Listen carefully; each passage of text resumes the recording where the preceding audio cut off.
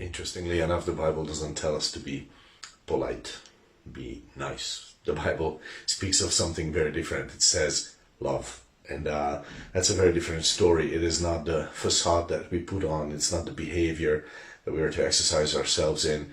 Though the Bible does speak about behaviors that flow from love, it does not say that that's the answer. The answer is loving, actually.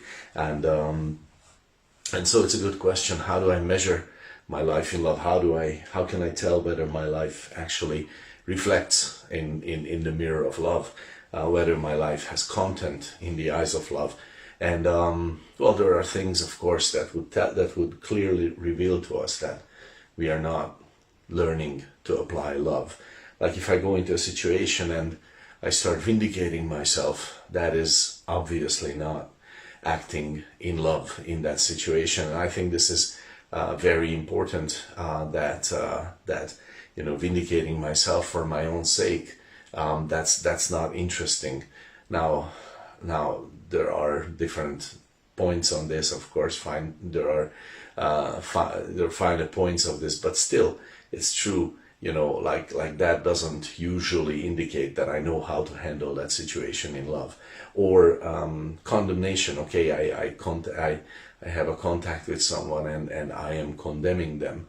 Am I then acting in love? And it's interesting that God is able to not condemn us at all in Christ Jesus in Romans 8:1. So that means love is capable of avoiding that. So condemnation, that's a warning sign that I am not handling the situation in love.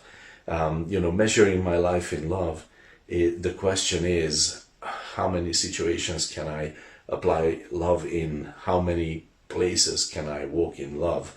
How many places can I actually speak from love? Okay, not just say the word love, love, love, but actually speak from love. And 1 John 4:18, of course, speaks about fear. It says that fear is like the opposite of love. I wouldn't think of it that way, but the Bible does tell us that love eliminates fear in our lives. This is a very useful consideration, because we are called to grow in love, because it is one of the things that remains. It is one of the things that are the greatest, according to 1 Corinthians 13:13, and it is the only one of them which actually goes all the way through into eternity. And so love will remain forever. So I would love my life to grow in love. And this is a great challenge for us. But growing in it, we can.